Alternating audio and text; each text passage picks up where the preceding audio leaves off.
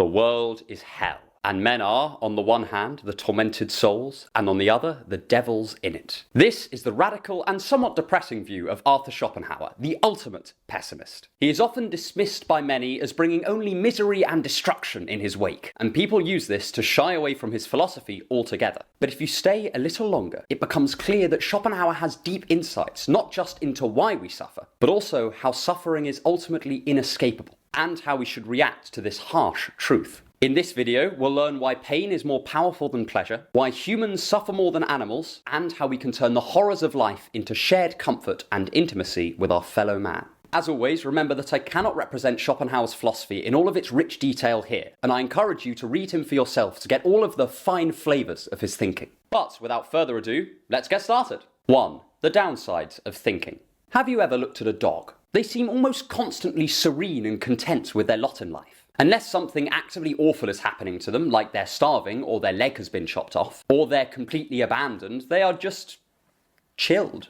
I've often sat back and compared what it takes for your average person to be happy with what it takes for my dog, Rosie, to be happy. And humans don't come off well in the comparison. If I made someone live like my dog, they would find it miserable and meaningless. But Rosie somehow seems to be in complete heaven. And Schopenhauer can tell us why. For Schopenhauer, humans are always going to suffer far more than animals because we have the unique ability to think and reflect about ourselves and the world. Lucky Rosie just does not have the capacity to consider all the questions a human does. She cannot wonder whether her life is meaningless. She cannot set long-term goals and then fail to achieve them. She cannot fall short of an ideal that she has crafted for herself. All she has is the here and now. And provided all her physical needs are met, she is perfectly content with that. Compare that with your average person. We are constantly worried about the future or judging the past. We wonder whether we will ever get what we want out of life. We worry that no one will ever love us. We hold on to the bitterness caused by other people who have wronged us. At every turn, our minds compound and multiply the suffering in our lives. And this starts young and only gets worse with age. When we're just beginning our lives, we have a world of possibilities. We can put our hopes in making our lives seem complete and meaningful by striving to achieve great things. We pile all of our hopes about existence onto a later date. But as we age, we realise that only a tiny fraction of our goals will ever come to pass. And we're lucky if we even get that much. In Schopenhauer's view, we go straight from fear of the future to disappointment in the past. And we don't take a single moment to enjoy the present. And this makes a certain sort of sense. Schopenhauer doesn't think that we are built for happiness. He thinks one of our primary driving forces is a will to life, an innate desire to continue to exist. Dwelling in a mindful presence does nothing to further this goal. We would be much better off constantly striving, constantly struggling, and constantly suffering to protect both ourselves and our offspring.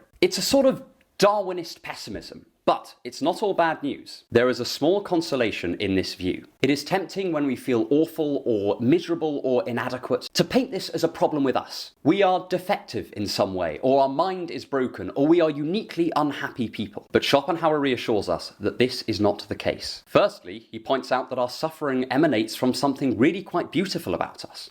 Our ability to think, consider, and reflect. And secondly, he reminds us that everyone else is in the same boat. It may seem like you're the only unhappy person in the world, but whenever silence falls, whenever we give in to rumination and reflection, most of us will suffer in some way. Even if this suffering is necessary, it still hurts. And whatever pain you're in, you are never, even for a second, alone. We will revisit this point about a community of suffering in detail later. But why is it that suffering seems so much more prominent than pleasure in most of our lives? Well, Schopenhauer has another wonderful insight to gift us here. If you want more on philosophy and the art of learning, subscribe to my email list. The link is in the description. 2. The transparency of happiness. My granddad says, you don't know when the good old days were until they're long behind you. This is a feeling many of us can relate to. It seems like we don't know just how good a situation is until it has passed into our rearview mirrors. But why is happiness so difficult to notice when it's there? Why do we only recognise bliss when it has slipped through our grasp? And we are stuck wishing to relive those golden times and promising that we would appreciate them if they ever came round again. The reason for Schopenhauer is that happiness is very rarely visible, and if it is, it's only ever for a moment. This is because Schopenhauer views happiness as less of a positive emotion and more like a lack of suffering. He thinks happiness is just what happens when our wills are unimpeded, when all our present needs are met and all our desires are being fulfilled. But far from being ecstatic or excited at this, most people just react by not being in pain. They are not actively suffering. Yay.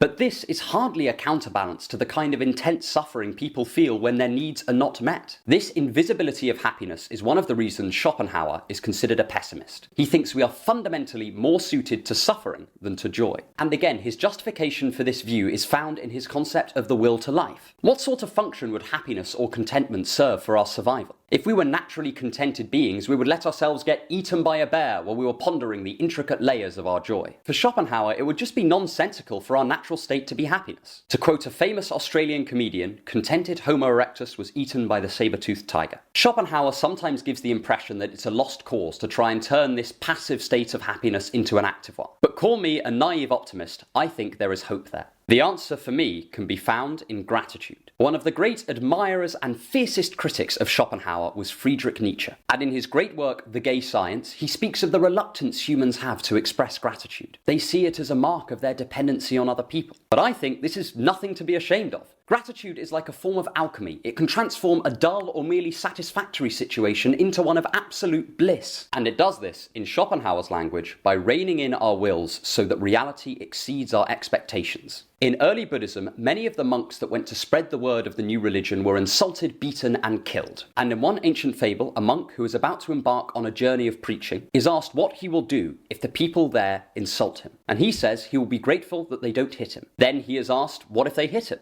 And he responds he will be grateful that they don't hit him with sticks. But what if they hit him with sticks? Then he will be grateful that they did not hit him with stones. And so on and so forth. You get the idea. Thus, the monk transforms a potentially unpleasant situation into a pleasant one by controlling his expectations and reining in his will, so that reality is a pleasant surprise. But I would add a little word of caution here. It is very easy to preach gratitude as if it is the ultimate single answer to life's problems. But there are times where too much gratitude could lead us astray. Should we be grateful for an abusive partner, or a job that we hate and yearn to leave, or injustices that we could actually change in the real world? It seems intuitively we want to answer no. And Schopenhauer can tell us why. Happiness is not a motivating emotion. It is a sign that everything is fine how it is. If things are not fine, then gratitude may not be the solution. It is here that we must appeal to the wisdom of suffering. But if our lives are to some extent doomed to suffering, then why do we even go on? The answer for Schopenhauer is an eternal trick that we play with ourselves. A trick that will be familiar to us all. 3. The happiness lie. Have you ever had a friend who just will not tell the truth? They seem committed to making promises that they will never fulfill. Every time you believe them, and every time it turns out they were talking nonsense. You are left wondering why you even have them around. But they've been in your life forever, so you just put up with it. This is how Schopenhauer views our relationship with life itself. Each time we set a goal, we tell ourselves an extraordinary lie. We say that if we achieve this thing, we will finally be happy and contented. But this is not the case. How many times have you said that if only you hit this milestone, had this partner, got this promotion, then life would be easy? And yet every time, as soon as the initial high has worn off, you are right back to where you started. Slightly sad and discontented, wondering if long-term happiness is forever out of your reach. You are not unusual or broken. According to Schopenhauer, this is a perfectly normal part of the human experience. We are designed to play this trick on ourselves over and over again until we finally die. And he again appeals to this idea that satisfaction stagnates. If we knew the truth that nothing we strive for will make us happy in the long term, then we would cease to do anything. So we make endless vows to ourselves that this will be the one. This will be the thing that transports us from the mundane and the dull to the transcendent and the sublime. But it will never be the one. It just won't. And for Schopenhauer, once we can accept this, we can work on slowly unpacking and deconstructing the will to life. In his terms, we can begin to embrace asceticism. The ascetic is a figure in almost all the major world religions. They are the monk, the priest, the hermit. They are the person that looks at the lot on offer for them in life and says, no, I'd rather not. They deny their will to life, and this is how they slowly find peace. This is not so they can end life itself, but rather so they can withdraw from having to constantly nourish their dissatisfaction with reality. They disengage from their struggle with the world and embrace an inner struggle instead, one where they set their own will against the will to life. Schopenhauer does not pretend that this will be easy. As I said, it's just trading in one struggle for another. But he says that it is possible to find some peace after the wrestling match is done. Once we have subdued our own will, mastered our desires, and managed to constrain them to a reasonable sphere of influence, we can find a small bit of stillness and contentment in our lives. And in some ways, this is a recommendation you see echoing throughout history. Controlling our desires and slowly mastering not only what we do, but what we want, is a doctrine preached by everyone from Seneca and Epicurus to the Buddha and Christ. And Schopenhauer gives his unique spin on the idea here, by painting it not just as a passive process of accepting life as it comes, but as an active fight against a mind whose default setting is suffering, and a fight that we must be constantly ready to undertake anew at any moment. But this idealized asceticism seems only attainable for a select few people. Most of us do not have the luxury to give everything up and hand over our lives to spiritual ascetic pursuits. So what do we do? Well, Schopenhauer has his own bittersweet consolation for us. 4. A community of suffering. You will rarely find humans get closer than we do talking about our pain. Put two people in a room who have suffered from the same illness or dated the same unpleasant character, and they will almost immediately form a strong bond. Nothing brings people together quite like shared suffering. And Schopenhauer gives us the life-affirming idea that we always have shared pain to bond over, because we are all fundamentally beings who suffer. One of the worst things we can think when going through a horrible situation is, I am alone. No one else is feeling like this. It can bring a limited form of comfort by making us feel special, but it only does this by making us feel especially hard done by. Often, a key factor in what makes pain abate is connection, feeling like others understand us and are willing to lend a helping hand. I remember when I was at my lowest. I had isolated myself from all the people closest to me, and I was at the bottom of a self-destructive spiral. The only thing that took me out of it was finally reconnecting with some good friends. The difference between suffering alone and suffering together was greater than I could ever express. It made me feel less hopeless, more powerful, and it put me on the path to fixing my situation, to finally getting my life back on track. This was only possible because of the empathy and kindness shown to me by others. And this experience made me kinder. It made me more willing to go out and help people just as I had been helped. According to Schopenhauer, this is only natural. At the end of his great essay on the suffering of the world, he says that our shared suffering should, ideally, make us see other men in a true light and remind us of what are the most necessary of all things: tolerance, patience, forbearance, and charity, which each of us needs and which each of us therefore owes. This is one of my favourite passages in all of 19th century philosophy, and it is because it at once shows the depth of Schopenhauer's pessimism and the sparks of his vibrant optimism. On the one hand, we are all in desperate need of one another. We all need charity from others because we are helpless beings floundering amidst an uncaring world, doomed to the torture of our own minds. But on the other hand, this compels us to help one another. We are fellow travellers on the same road paved with hot coals. In such a situation, who can fail to show deep empathy, kindness, and compassion to one's fellow human beings? I've noticed a slight tendency in the modern age to pretend that other people somehow have it easy, that if only we had the opportunities afforded to others that we would be happy, we would finally be complete. But Schopenhauer reminds us that there is not a single person on the planet who is not suffering. Certainly, some of us are more fortunate than others, and there are some who have the rough end of the stick in almost every aspect of their life. But this needn't blind us to the fact that every person in the world has their own struggles, their own pain, their own unique brand of suffering. And just as we stand in need of the charity and sympathy of those around us, they stand in need of ours. Whether we give it to them is our decision, but it would be hypocritical of us to expect kindness that we will not extend to others. But there is one final question I always like to ask of philosophies like Schopenhauer's, and that is, what do we do with them? 5.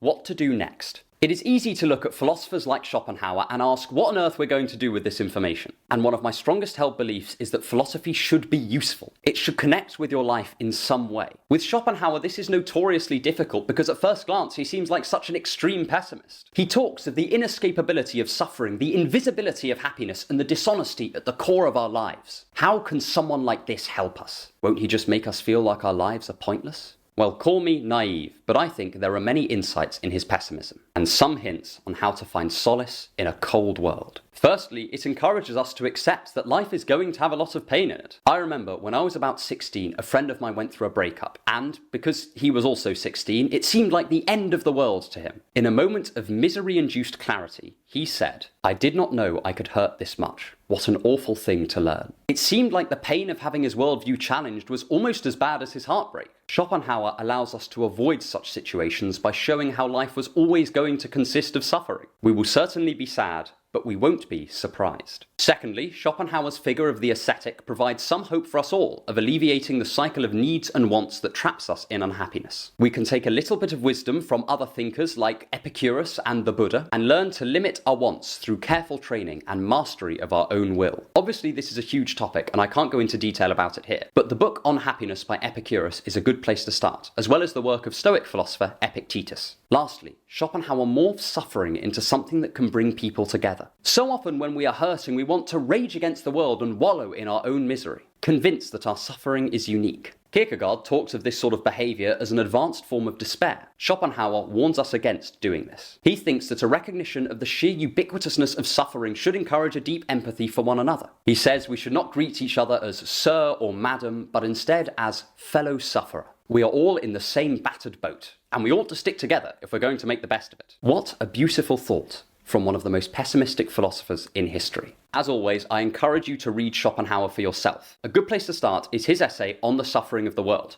You could read his magnum opus, The World as Will and Representation, but it is incredibly long, so it's a bit of a difficult place to start. If you do go out and read Schopenhauer, let me know what you took from his extraordinary philosophy. If you want more videos on philosophical misery, then check out this one to see how Dostoevsky can make your life infinitely worse. And stick around for more on thinking to improve your life.